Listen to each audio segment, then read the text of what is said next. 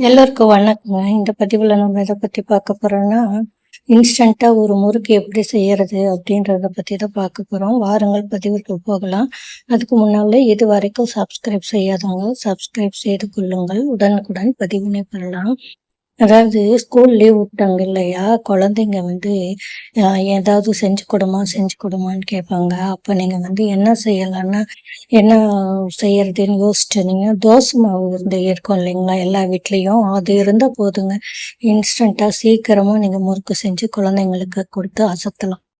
தேவையான பொருட்கள்லாம் என்னென்னன்னா, 1 1/2 கப்பு தோசை மாவுன்னா வந்து, அதுக்கு பாதிக்கு பாதி வந்து பொட்டுக்கடலை எடுத்துக்கோங்க. பொட்டுக்கடலை இல்லாதவங்க கடலை மாவு கூட எடுத்துக்கலாம்.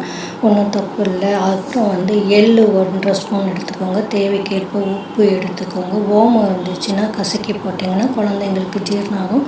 பெருங்காயம் எடுத்துக்கோங்க. காரத்துக்கு சிறிது வந்து வரமிளகாத்தூள் போட்டுக்கோங்க. இப்ப எப்படி செய்யலான்னு பார்க்கலான்னா, தோசை மாவு இருக்கு இல்லைங்களா? வீட்ல எல்லார் வீட்லயும் இருக்கும்.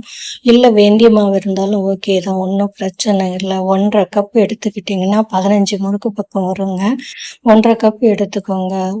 எவ்வளோ 1 1/2 கப் எடுத்தீங்கன்னா, அதுக்கு பாதிக்கு பாதி பொட்டுக்கடல மாவு வேணும். பொட்டுக்கடலைய நுணுக்கி வேணும். அப்படி இல்லைன்னா கடலை மாவு போட்டுக்கலாம். 1 1/2 ஸ்பூன் எள்ளு, அப்புறம் வந்து காரத்துக்கு உங்களுக்கு தேவைன்னா வந்து வரமிளகாத்தூள், குழந்தைங்களுக்கு வேண்டான்னா விட்டுருங்க. அப்புறம் பெருங்காயம் போட்டுக்கோங்க. ஓமம் இருந்துச்சுன்னா கொஞ்சம் கசக்கி போட்டிங்கன்னா, குழந்தைங்களுக்கு வயிறு வலிக்காம நல்லா ஜீரணம் ஆகும். எப்படி செய்யறதுன்னு பார்த்துடலாங்களா? தோசை வந்து ரொம்ப புளிச்சதா இருக்கக்கூடாது. ஒரு அகலமான பாத்திரம் எடுத்துக்கிட்டீங்களா? அதுல தோசை மாவு ரொம்ப புளிக்காத தோசை மாவு 1 1/2 கப்பு போட்டாச்சுங்களா? இப்போ 1 1/2 கப்புக்கு வந்து பாதிக்கு பாதி வந்து பொட்டுக்கடலைய வந்து மிக்ஸியில போட்டு நுணுக்கி வச்சுக்கணுங்க. அப்படி வந்து பொட்டுக்கடலையும் இல்லாத பட்சத்துல கடலை மாவு போட்டுக்கலாங்க. எந்த என்ன மாவு இருக்கோ அதுல வந்து போட்டுட்டு, அதையும் அந்த தோசை மாவோட போட்டுட்டு, உப்பு போட்டுக்கோங்க. காரத்துக்கு வந்து மிளகாத்தூள் போட்டுக்கோங்க. பெருங்காயம் போட்டுக்கோங்க. 1 1/2 ஸ்பூன் வந்து எள்ளு போட்டுக்கோங்க. எனக்கு ஓமத்த வந்து சிறிது கசக்கி போட்டிங்கன்னா, குழந்தைங்களுக்கு வயிறு வலிக்காகாம இருக்கும். அவ்வளோதாங்க. 2 ஸ்பூன் எண்ணெயும் அதிலேயே ஊத்திடுங்க. வந்து காய்ச்சிலாம் ஊத்தணும்னு இல்ல. இப்ப வந்து அ மாவு நல்லா தண்ணி ஊத்தாம பெசஞ்சீங்கன்னா, அந்த தோசை மாவுல இருக்க தண்ணிக்கே கரெக்ட்டா இருக்குங்க. அப்படியும் தளறு இருந்துச்சுன்னா, 1 ஸ்பூன் வந்து பச்சரிசி மாவு கலந்துக்கோங்க. ரொம்பவும் கலக்க வேண்டாம். நல்லா இருக்காது.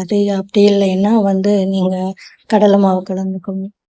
அவ்வளோதாங்க. எளிதா நம்ம வந்து சுட்டுடலாங்க. இப்ப வந்து அடுப்புல வாணலி வச்சுட்டு, அதுல எண்ணெய் ஊத்திட்டு, அடுப்ப பத்த வச்சுட்டு, நம்ப வந்து ஒரு ஷீட்லயோ அல்லது ஒரு பெரிய பிளேட்லயோ வந்து 5, 5 முறுக்கா சுட்டோம்னா கூட, ஒரு 2 ஈடுலயே வந்து குழந்தைங்க நம்ம வந்து சுட்டு எடுத்துடலாம். வெயில்லயும் ரொம்ப காயணும்னு இல்ல. குழந்தைங்களையும் திருப்திப்படுத்துன மாதிரி இருக்கும்.